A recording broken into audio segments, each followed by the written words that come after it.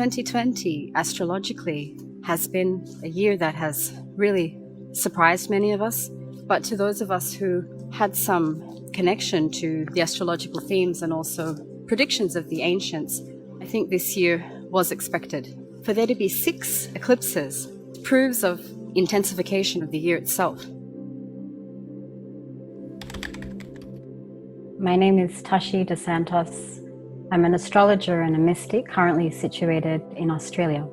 I was born into a family of astrologers and mystics, and I've also had a long life teacher, Dzongsa Jamyang Khyentse Rinpoche, who's a Tibetan Buddhist amazing master. He encouraged me to take up my life's work. I always get emotional when I talk about my lifelong teacher, Dzongsa Jamyang Khyentse Rinpoche. I feel like there are no words that can describe how much he means to me. I wouldn't be all I am today if it wasn't for him.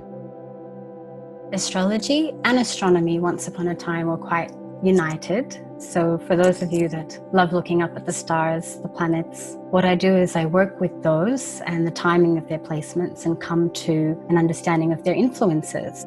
Everything as above, as the great Hermetic saying goes, so below, which means that we are made of stars, we are influenced by the cosmos. Astrology covers every terrain. 2020 was always a year astrologically that was going to herald results, like a results year, meaning we are going to reap what we've sown as a collective. Can you talk about what the conditions are like right now in Australia with COVID?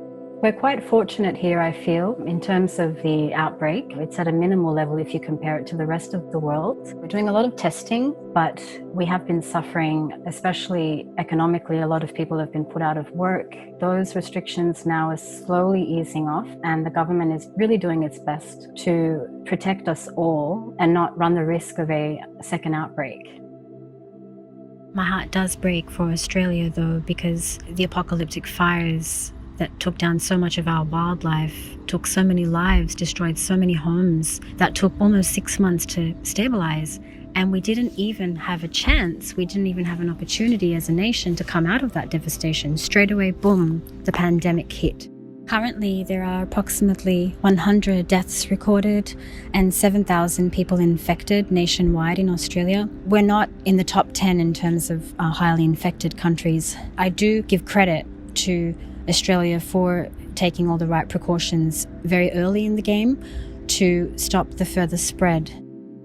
In the cities, the hardest part has been the unemployment, losing jobs. A lot of people have been let off, but there has been a lot of help from the government financially too, to just help people have some money to get by.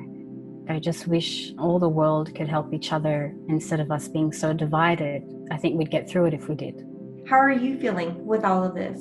It's been mixture of emotions to be here near immediate family in Australia and to feel this need to also want to be near my extended family in Europe. Just hearing about all my friends worldwide and the difficulties that they're facing, doing my best to be there for everyone that I can be there for.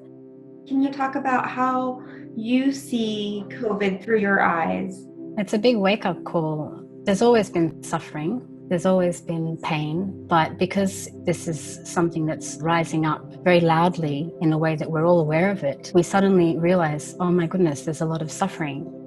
It's very true, and we must come out of the myth of independence thinking that such a thing exists, because it doesn't. We're all connected. Everything that we do affects someone somewhere. I think you've noticed with nature, most of us worldwide have been in a lockdown situation, how nature's responded to that, and actually in many ways seems very grateful. You know, there are animals that have been found parading cities because it's so quiet. The sky's getting clearer. Can you dive into what you're seeing in nature? 2019, a lot of it was dedicated to the deforestation of the Amazons. Many of us know the Amazons to be the lungs of our world, the air we breathe, a natural ecosystem of support that we rely on and we don't even realize we rely on.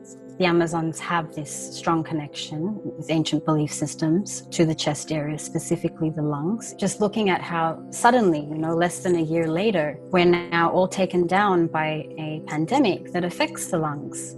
It's almost like an instant result. It's not easy to accept what we've all contributed to. And this is something beyond COVID. It's the state of the world as it is right now. What was the thing that really stuck out to you as you were doing these writings? The imbalances of the elements and how the concentration of energy that was taking place was pointing out signs of, greed, the power play becoming too extreme, nations not taking care of their people, and getting more taken by the distraction and the external world, which creates a very big divide to an equilibrium that's needed to function. And if you look at the natural world, that equilibrium is always there, and that's why nature is so beautiful. Life will be different for all of us after this. There's no going back. Those of us that aren't in the thick of the suffering, we have a responsibility. I think the biggest issue is believing in this myth of independence, which means that I can do whatever I want, how I want, and nothing is dependent on that. Nothing has a connection to that. What do you foresee or hope? This COVID-19 message is showing how we all need each other in a very sad and dramatic way. And we need everything. We need the elements, the love, the care, the attention. There's so much that we need. And these are all not things that we're producing ourselves. My wish, if I was to insert it, we don't forget what we're experiencing right now, the vulnerability, the tenderness, the fragility, all these experiences. We have to really hold on to those because they're markers of how we will navigate better in the future. And how this year plays out is really a presentation of what we've done to get to this point, and how things are post this depends on how we relate to what's happening now. There has to be still a chance to evolve as a collective, do everything we can to learn from this and to return to our most purest human decency. If we just want to get out of this and return back to a distracted life, forget this ever happened one day, it just wouldn't be worth it. Too much suffering for that, I think. Is there anything else you want to share with us? Really just be strong in these times. Always reconnect with your heart, taking deep breaths, quieting yourself, being with yourself to then be able to do more for those around you. The mind is so powerful. If we think our thoughts are worth nothing, we're totally wrong. I think the key word is love, the purity in love without condition. This can become something very beneficial if we just work with this in an aware way, in a conscious way, as opposed to just wish it away. Then we will get through this. My life purpose is also about inspiring people to want to seek out the truth in its divinest of forms and to do my best to serve beings in that process, to take care of this earth, to leave it in a better condition than how it was when I arrived upon it.